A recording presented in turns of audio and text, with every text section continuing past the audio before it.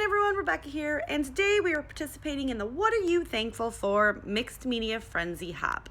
So don't forget to go ahead and check out all the links that I will have listed below for all the lovely ladies and channels that are playing along today. I cannot wait to see what they make.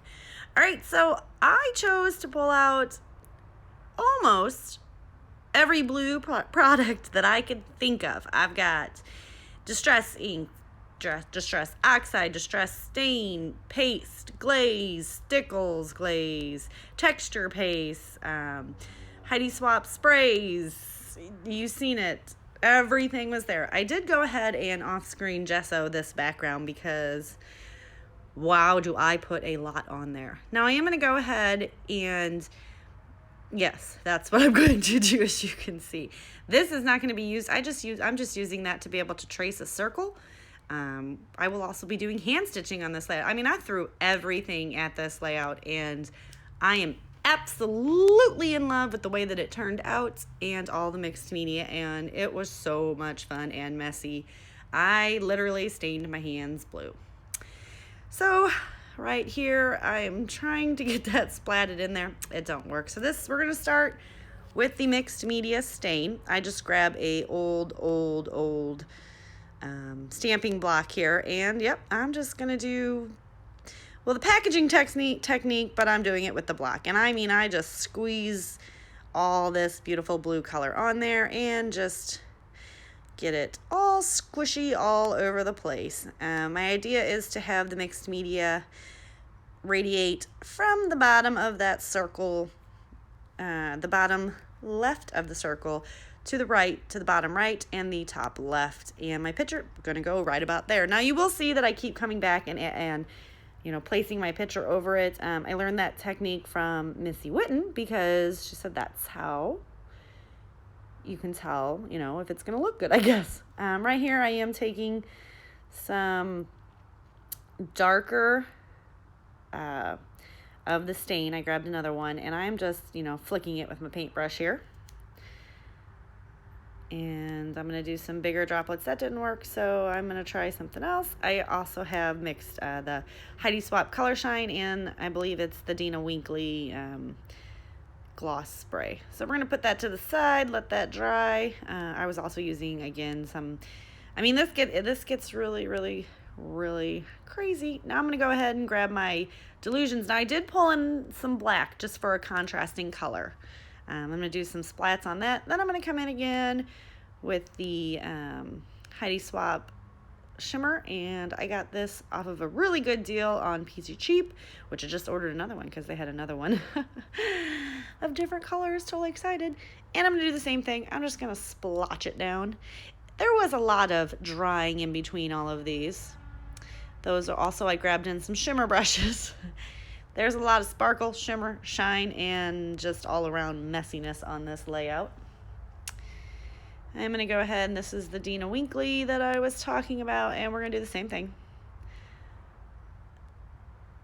And I'm just, you know, mixing it all up, or squishing it around.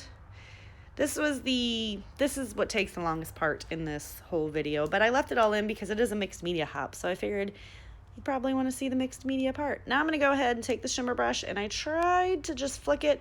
That really wasn't working, so I had to go ahead and like squeeze it out on that block, and I'm just flicking the Fun Shiny all the way around. And this is in, I believe, like Bluebird. Then I have all that, so I'm like, yeah, well, let's just splat that down too because I didn't want to waste it. And that is Bluebird, and that blue is like beautiful and bright and so shimmery and shiny. Now I'm going to come in with this other one, and I can't get it again, so I have to squeeze it out on the block, and then I just end up squeezing too much. But this time I learned my lesson. I didn't squeeze so hard. I just, once it dripped out, I kind of stopped. And then I'm doing just a lot of smaller little splatters. And there you go. See, it wasn't as much. It was still a lot. So I go ahead, and I believe this is the Sapphire. Now I'm going to come in. This is all dry. I had to let that dry. And I'm going to take some of my texture paste that is drying up, so I'm trying to use it. And it's in a black, and it's like gritty, and in it's Brie Rees. Got it at Tuesday morning, so it was probably already drying to begin with. But yeah, it's dry. So and then I come in and I pull in white just to give it a hint of, this is the, oh, you guys know, it's the iridescent glaze. Oh, I can see her. But anyway, and I just go ahead and spread that around as well. Now that's just giving a little extra texture to the background. It's not so much of a contrast, it's kind of a blend in, but just to add some more fun and excitement there.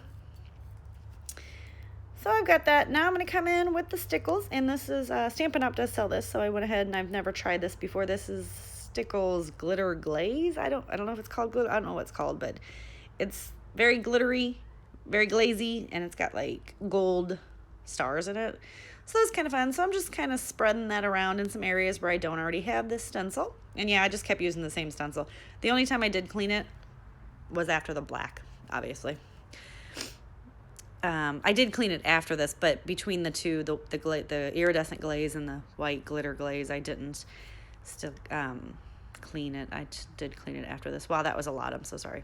Now I'm going to come in with a whole bunch of, instead of enamel dots, I'm doing just random Nuvo drops all around the page, and just more texture, and, you know, just kind of making it fun. I mean, I'm telling you, like, this took me, it didn't take me as long. It was mostly waiting for the stuff to dry, you know, and then I was getting impatient, but I didn't want to bring my heat gun out because I didn't want the stuff to bubble up, and I have a tendency to burn the paper because I get my heat gun too close. Now this is a Stickles, it's a black one, so I'm just adding some more with the black, just popping them down around the page. And then I've got a Perfect Pearls that we're going to get on there. And I'm just filling in all the spots that all the other mixed media missed. I know I do the packaging technique quite frequently when I'm doing stuff, but I'm telling you what, I actually like it off the block a lot better. I think it turned out I had more control because it wasn't such a big area. I'm watching some YouTube videos too there, ladies, just in case.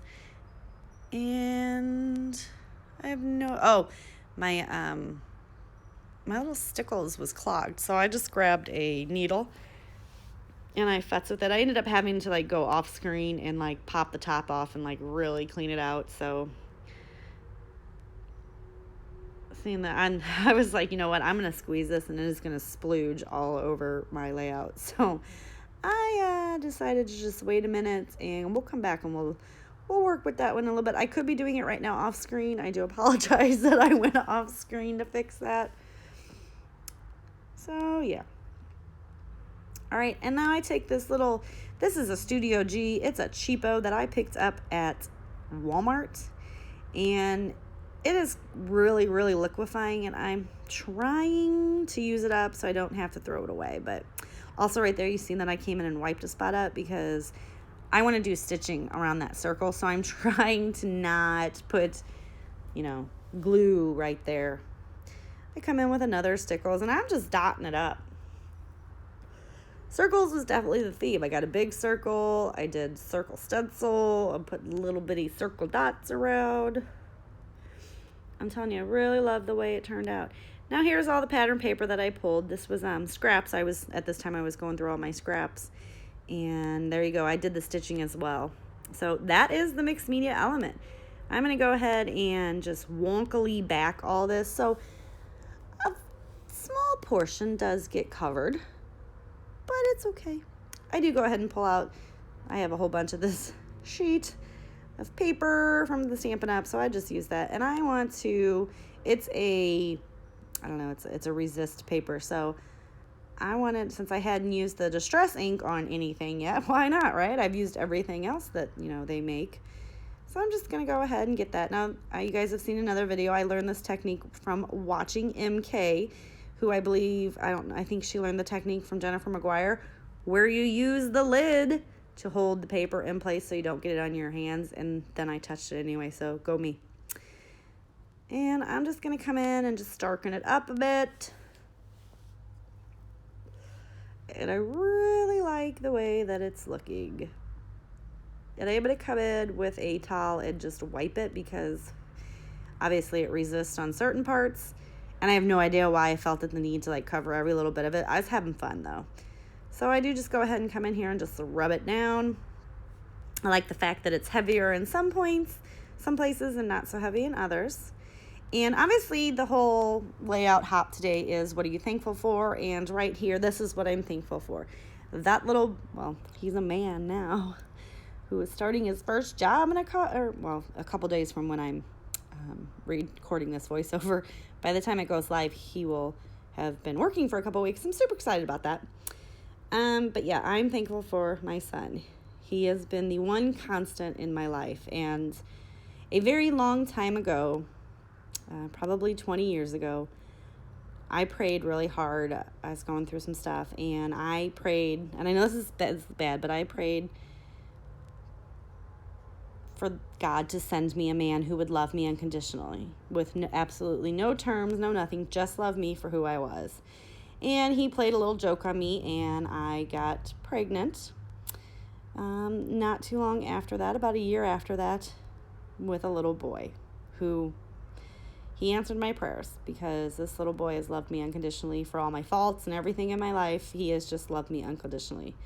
He's a miracle. I was told a long time ago that when I was 19 years old, I was told that I would never have babies. I ended up having a form of cancer, and I had to have a lot of procedures and everything done, and they told me then that I was unable to get pregnant. If I did, I would never carry the baby to term, and I would lose the baby. So sad story turned into fun story, good story, because 3 months later I was pregnant, and he was due on December 10th, and he was born on December 9th of that year. So I proved them all wrong, and yeah. So that's my little story about my miracle and why I'm thankful. I am thankful for him. He is my everything. Without him, there would just be no reason for me to exist on this planet. And I believe that is that's how I took the hop as to what you're thankful for. And I'm thankful for Samuel.